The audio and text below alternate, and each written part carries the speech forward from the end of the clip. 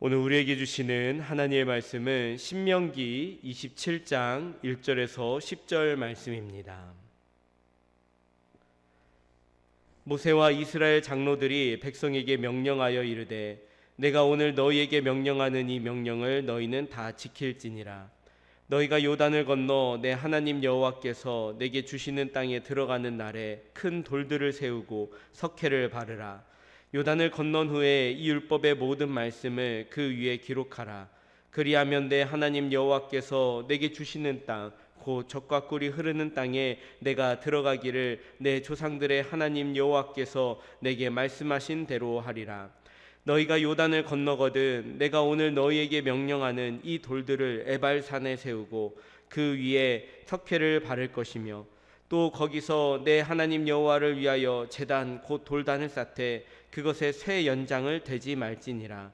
너는 다듬지 않은 돌로 내 하나님 여호와의 제단을 쌓고 그 위에 내 하나님 여호와께 번제를 드릴 것이며 또 화목제를 드리고 거기에서 먹으며 내 하나님 여호와 앞에서 즐거워하라. 너는 이 율법의 모든 말씀을 그 돌을 위에 분명하고 정확하게 기록할지니라. 모세와 레위 제사장들이 온 이스라엘에게 말하여 이르되 이스라엘아 잠잠하여 들으라. 오늘 내가 내 하나님 여호와의 백성이 되었으니 그런즉 내 하나님 여호와의 말씀을 청종하여 내가 오늘 내게 명령하는 그 명령과 규례를 행할지니라.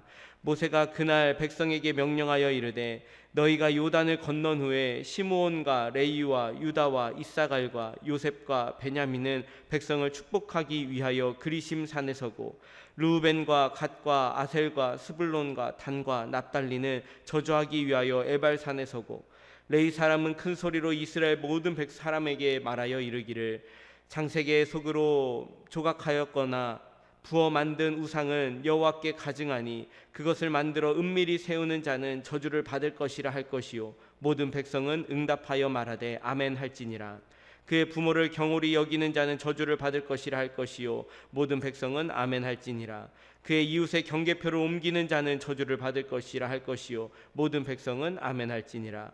맹인에게 길을 잃게 하는 자는 저주를 받을 것이라 할 것이요 모든 백성은 아멘 할지니라. 객이나 고아나 과부의 송사를 억울하게 하는 자는 저주를 받을 것이라 할 것이요 모든 백성은 아멘 할지니라. 그의 아버지의 아내와 동침하는 자는 그의 아버지의 하체를 드러냈으니 저주를 받을 것이라 할 것이요 모든 백성은 아멘 할지니라. 짐승과 교합하는 모든 자는 저주를 받을 것이라 할 것이요 모든 백성은 아멘 할지니라. 그의 자매 곧 그의 아버지의 딸이나 어머니의 딸과 동침하는 자는 저주를 받을 것이라 할 것이요 모든 백성은 아멘 할지니라. 장모와 동침하는 자는 저주를 받을 것이라 할 것이요 모든 백성은 아멘 할지니라. 그의 이웃을 암살하는 자는 저주를 받을 것이라 할 것이요 모든 백성은 아멘 할지니라. 무죄한 자를 죽이려고 뇌물을 받는 자는 저주를 받을 것이라 할 것이요 모든 백성은 아멘 할지니라. 이 율법의 말씀을 실행하지 아니하는 자는 저주를 받을 것이라 할 것이요 모든 백성은 아멘 할지니라. 아멘. 오늘도 하나님의 크신 은혜와 평강이 함께 하시기를 간절히 원합니다. 성도가 하나님과 교제하는 가장 분명한 방법이 있다면 그것은 바로 말씀을 묵상하는 것입니다. 하나님께서는 자신을 말씀을 통해서 계시하기 때문입니다. 그러므로 말씀을 통해서 우리는 하나님의 뜻이 무엇인지를 그리고 하나님의 계획이 무엇인지를 발견할 수 있습니다. 또한 말씀을 묵상할 때 하나님께서 우리에게 찾아오셔서 우리를 위로하시는 그 위로를 그리고 우리에게 힘을 더하시는 능력을 경험할 수 있습니다. 이처럼 이 땅에 있는 모든 사람들에게 우리는 성경이라고 하는 이 하나님의 말씀이 주어졌지만 중요한 것은 이 말씀을 가까이 하고 기억하는 것입니다. 아무리 집에 성경책을 많이 쌓아놓는다 할지라도 이것을 가까이 하지 않고 이 말씀을 묵상하지 않고 그래서 이 말씀을 기억하지 못한다면 그 안에 담겨져 있는 하나님의 뜻을 발견하거나 그 안에서 하나님께서 우리를 위로하시는 그 은혜와 능력을 우리가 누리지 못하기 때문입니다.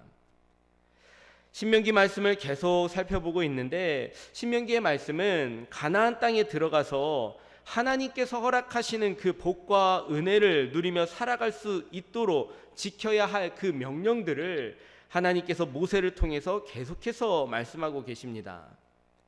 마찬가지로 중요한 것은 이스라엘 백성들이 모세를 통하여 하나님의 명령이 무엇인지 그 말씀을 듣는 것이 중요한 것이 아니라 이 말씀을 기억해야 됩니다. 그리고 그 말씀한 대로 가나안 땅에 들어가 그렇게 지키며 행하며 살아가야 합니다. 하나님께서는 모세를 통해서 이스라엘 백성들에게 주는 이 하나님의 명령을 기억하도록 오늘 말씀해 보니까 특별한 당부를 남기셨습니다. 신명기 27장 2절 말씀입니다. 너희가 요단을 건너 내 하나님 여호와께서 내게 주시는 땅에 들어가는 날에 큰 돌들을 세우고 석회를 바르라. 그것은 요단을 건널 때 하나님께서 주신 그 땅에 들어가는 것을 기억하도록 큰 돌을 먼저 세우라는 겁니다. 그리고 그 가운데 하나님께서 주신 말씀을 그 기록하라고, 돌에 새겨서 기록하라고 말씀하셨습니다. 그런데 먼저는 큰 돌을 세우고 그 돌 위에 석회를 바르라고 이야기를 하는데, 이 석회를 바름으로 무언가 기록하기 좋도록, 그림을 그리기 좋도록 만들라고 말씀하시는 내용입니다. 여러분, 그런데 석회라는 것을 잘 아실지 모르겠지만 이것은 그렇게 내구성이 강한 그런 재료는 아닙니다. 한마디로 이 석회를 바르고 그 위에 글자를 새겨 놓으면은 그것은 오래오래 보관한다기보다 그것은 언젠가는 닳아서 그리고 풍파로 사라져 버릴 수도 있다라는 뜻입니다.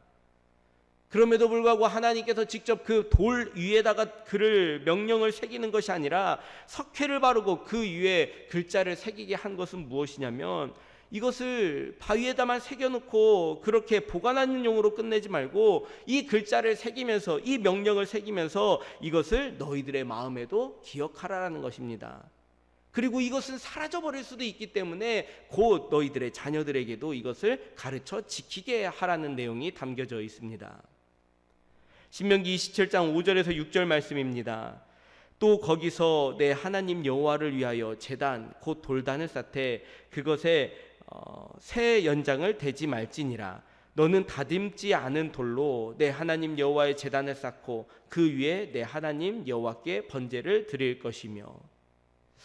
또한 하나님께서 하나의 명령을 또한 내리십니다. 돌단을 쌓을 때에는 새 연장을 대지 말라고 말씀하십니다. 다듬지 않은 돌을 그냥 이렇게 차곡차곡 쌓아서 제단을 쌓으라는 말씀입니다. 여러분, 돌단을 쌓을 때, 돌로 제단을 만들 때, 하나님 앞에 예배드리는 그 예배의 처소를 만들 때 새로 된 연장을 대지 말라는 것이 무엇을 말하는 것일까요? 이것은 앞에서 이야기한 하나님의 말씀, 우리가 반드시 기억하고 지켜 행해야 되는 그 말씀보다 제단을 쌓는 일에 너무 시선을 뺏기지 말라는 당부이기도 합니다. 여러분, 새 연장으로 그것을 제단을 꾸미다 보면은 그것을 아름답게 그리고 보다 더 멋지게 화려하게 꾸미려고 하는 마음이 자꾸 커질 텐데, 사실은 그 제단이 중요한 것이 아니라 하나님의 말씀을 기억하고 그것을 지켜 살아내는 것, 그것이 더 중요하다라는 것입니다. 하나님이 지금 우려하고 있는 것은 그 말씀은 다 잊어버리고 하나님 앞에 제사를 지내는 그 제단만 화려하고 아름답게 만들어내는 그 모습이 결코 옳지 않다라는 것을 말씀해 주는 것입니다. 말씀은 사라져버리고 마치 이제는 그 제단이 우상이 되어서 그것을 섬기는 일이 있어서는 안 된다라는 것입니다. 하나님께서는 모세를 통해 이스라엘 백성들이 가나안 땅에 들어가서 그 말씀을 귀히 여기고 또한 그 말씀을 지켜 행하는 것에 대해서 계속 강조하는 이유는 하나입니다. 말씀을 지켜 행하는 것이 바로 이스라엘 백성들이 복과 은혜를 누리며 살아가는 길이기 때문입니다. 이렇게 말씀을 지키고 행하는 것에 대해서 강조하였음에도 불구하고 저들이 하나님의 말씀을 떠난다면 이스라엘 백성들이 임하게 될 그 복이, 떠나갈 복이 무엇이고 임하게 될 저주가 무엇인지에 대해서도 알려주고 있습니다. 하나님께서는 이 모세를 통하여 또한 하나님께서 복과 저주에 대해서 선포하시는데 어떠한 내용이 저주인지에 대해서, 저주를 받는 일인지에 대해서 이어서 말씀해 주십니다. 그런데 특별한 것은 이 명령이 끝날 때마다 백성들이 아멘으로 화답하게 하였다라는 것입니다. 신명기 27장 14절 말씀입니다. 레위 사람은 큰 소리로 이스라엘 모든 사람에게 말하여 이르기를, 제사장 된 레위 사람들은 큰 소리로 이스라엘 모든 사람들에게 이 12가지 유형의 죄악에 대해서, 너희들이 저주를 받을 일에 대해서 이 저주의 말씀을 선포하였습니다. 지금부터 선포되는 모든 복과 저주에 대한 명령은 이스라엘 백성들이 가나안 땅에 들어가서 반드시 지켜야 할 어떠면 최종적인 핵심의 내용이라고 말할 수 있습니다. 그리고 하나님께서는 이러한 저주의 말씀이 선포되어질 때마다 모든 백성들은 이 이야기를 듣고 아멘으로 대답하도록 하였습니다.